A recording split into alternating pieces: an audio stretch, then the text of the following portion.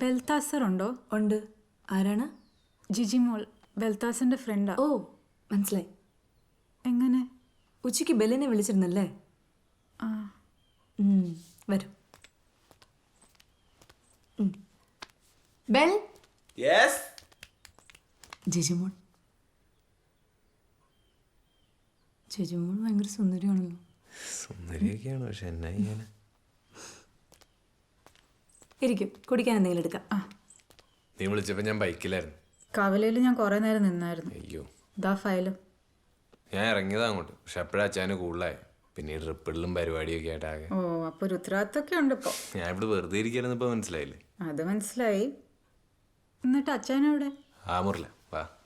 നിന്റെ മാഡം എത്ര സൂപ്പറാന്ന് ഞാൻ വിചാരിച്ചില്ല കേട്ടോ. എനിക്ക് ഇച്ചിരി പേടിയാവുന്നുണ്ടേ. എന്നതിന്? എടി, അവരൊക്കെ വേറെ ലെവൽ ആൾക്കാരാ. നമ്മളൊന്നും മൈൻഡ് പോലും ചെയ്യത്തില്ല. പക്ഷെ ബെല്ലെന്നുള്ള വിളി കേട്ട് അങ്ങനെ തോന്നത്തില്ലല്ലോ. ഇതാ ചാൻ. ഇങ്ങനെ കിടക്കത്തേ ഉള്ളോ? ബെഡിലൊരു സ്വിച്ച് ഒക്കെ എണീറ്റിരിക്കും. വാ. ഇതെന്നതാ? അത് അച്ഛൻ എന്നെ വിളിക്കാനുള്ളൊരു സെറ്റപ്പ്. അതിന് നീ എപ്പോഴും അച്ഛൻ്റെ കൂടെ ഉണ്ടാകത്തില്ലേ? എപ്പോഴും കൂടെ ഉണ്ടെന്ന് വെച്ച് പുള്ളിക്ക് ഒച്ചെടുത്ത് വിളിക്കാനൊന്നും പറ്റത്തില്ലല്ലോ. ഒരു ചോദ്യങ്ങളുണ്ട്. വന്നേ നീ. ആരുടെ ഐഡിയ? എൻ്റെ തന്നെ. അപ്പച്ചക്കന് ബുദ്ധിയൊക്കെ ഉണ്ടോ? ഒരുപാട്. ബെല്ലിനെ ഇവിടെ നിന്ന് ഓടിക്കാനുള്ള പരിപാടിയാണല്ലേ? ഓടിച്ചില്ലേ ശരിയാവില്ല ചേച്ചി. ഉഴപ്പിൻ്റെ ഉസ്താദാ.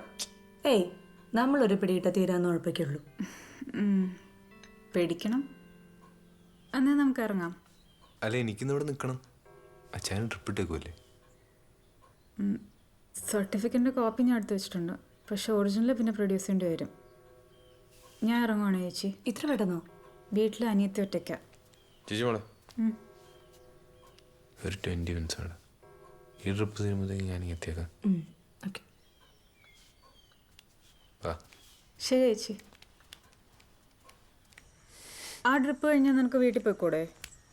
ആ ട്രിപ്പ് കഴിഞ്ഞാൽ അടുത്ത ട്രിപ്പ് ഇട്ട് കൊടുക്കണം. എൻ്റെ പൊന്ന് ജിജി, ഒന്ന് വന്നേ വേഗം.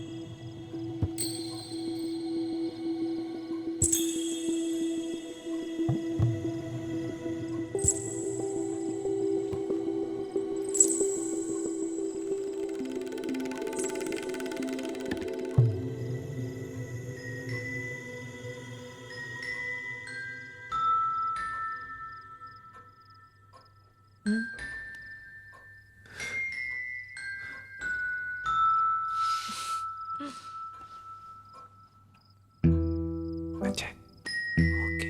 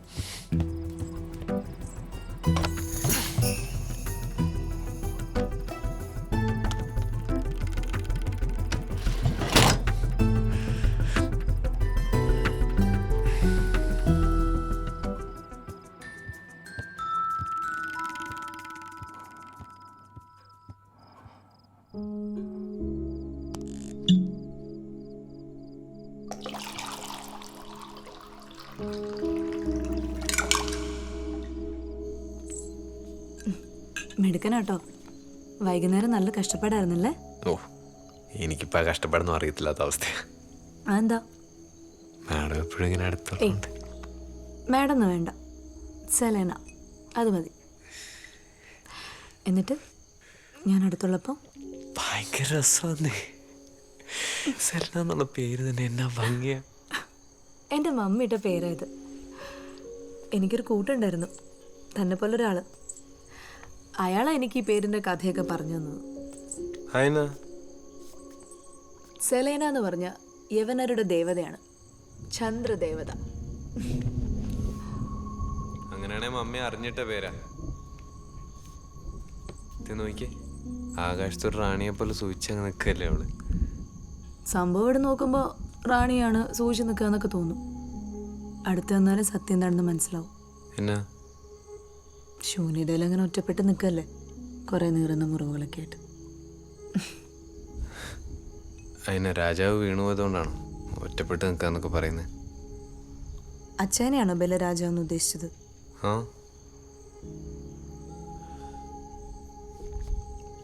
അറബിടന്മാരൊക്കെ രാജാക്കന്മാരെ പോലെ അടിച്ചൊതുക്കി ഭരിക്കുന്നവരാണ് നാട്ടിൽ പറഞ്ഞു കേൾക്കുന്നത്. ഒരു മാസം മുമ്പ് വരെ എൻ്റെ ദേഹത്തൊക്കെ പാടുകൾ കാണായിരുന്നു അങ്ങേരുടെ ഭരണത്തിൻ്റെ. അങ്ങനെയൊക്കെ ചെയ്യുമോ അയാൾ? ചെയ്യുമെന്നോ? അങ്ങേരുടെ പേക്കൂത്തില്ലാത്ത ദിവസങ്ങളില്ലായിരുന്നു.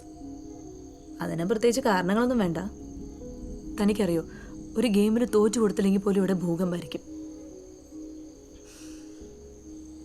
ചുമ്മാ ഇപ്പൊ കിടന്ന് അനുഭവിക്കുന്നത്. ആരനുഭവിക്കുന്നു? അനുഭവിക്കുന്നതൊക്കെ ഞാനല്ലേ. എനിക്കല്ലേ ഇതൊന്നും ഇവിടെ പറയാൻ പോലും ആരുമില്ലാത്തത്. അങ്ങനൊന്നും പറയല്ലേ.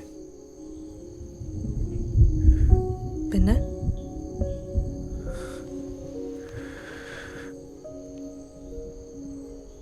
ഒരു റാണിയാകുമ്പോ ഒരു കാലാളെങ്കിലും കൂടെ ഉണ്ടാവില്ലേ? ഉണ്ടാവോ?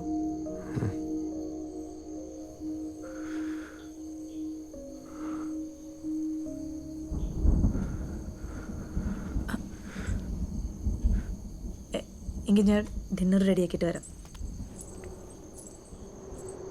ഡിന്നറിന് എന്താ വേണ്ടത് തനിക്ക്?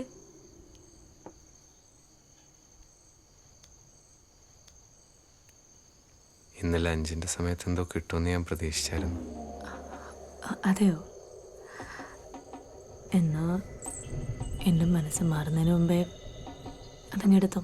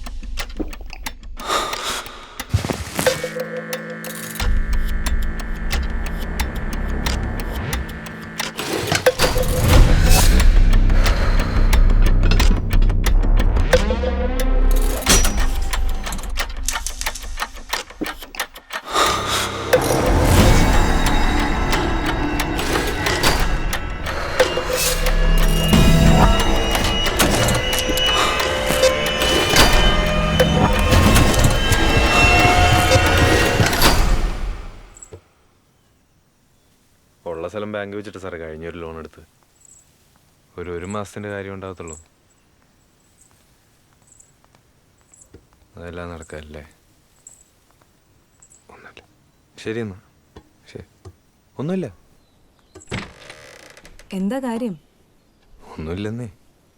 ഏയ്, എന്നോട് കള്ളം പറയണ്ട. ജിജിയായിട്ട് വഴക്കിട്ടോ? ഒന്നുമില്ല. നമ്മുടെ കാര്യം അറിഞ്ഞോ ആരെങ്കിലും? ഇല്ല ഇല്ല. ഇത് രണ്ടും അല്ലെങ്കിൽ പിന്നെ കാശിൻ്റെ എന്തെങ്കിലും പ്രശ്നമായിരിക്കും. ഞാനും ജോബിഷും കൂടെ ഒരു പ്ലാൻ ഇട്ടായിരുന്നു. എൻ്റെ ചേട്ടനൊരു 3-4 കൊല്ലം കൂടി ഗൾഫിൽ നിന്ന് വരുന്നുണ്ടായിരുന്നേ. അപ്പോൾ കുറച്ച് സ്വർണം കൊണ്ടുവരാനുള്ളൊരു പരിപാടി. എയർപോർട്ടിൽ നിന്ന് കടന്നു പോന്നു. പക്ഷെ വഴി വെച്ച് സ്ക്വാഡ് പൊക്കി. എന്തിനാണ് ഈ ആവശ്യമില്ലാത്ത പണിക്ക് പോയത്? ഞാൻ ഇസ്രായേലിൽ പോകാൻ കുറച്ച് പൈസ പെട്ടെന്ന് സെറ്റ് ചെയ്യാൻ വേണ്ടി ചെയ്തതാ. പലരെയും വിളിച്ചു നോക്കുന്നുണ്ട്. 4-5 ലക്ഷം രൂപ വേണം ചേട്ടനെ ഇപ്പം ഇറക്കാൻ. വ്യക്തമായിട്ട് പറ, 4 ആണോ 5 ആണോ? 4 ലക്ഷം രൂപ എൻ്റെ ഫൈൻ.